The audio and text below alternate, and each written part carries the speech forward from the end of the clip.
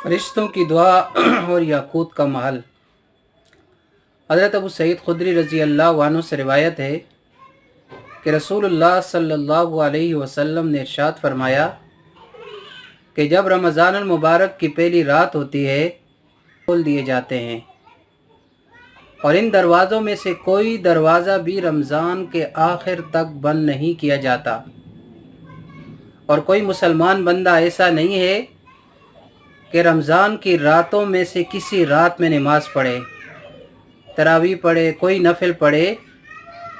मगर ये कि अल्लाह ताला उसके लिए हर सजदे के बदले में 2500 नेकियां लिखते हैं,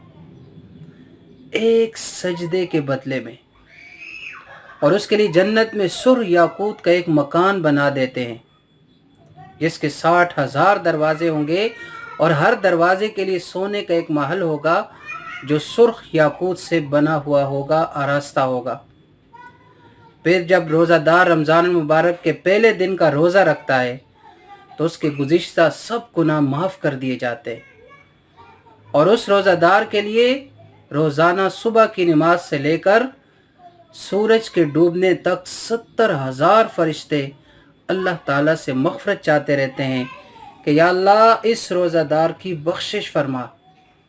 और रमज़ान की रात या दिन में अल्लाह के सामने जब कोई सजदा करता है तो हर सजदे के एवज़ उसको जन्नत में एक ऐसा दरख्त मिलता है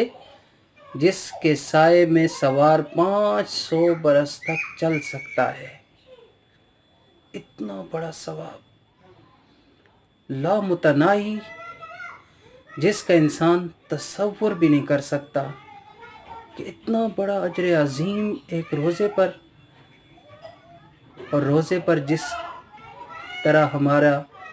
दीन का फ़ायदा, दुनिया का भी फ़ायदा।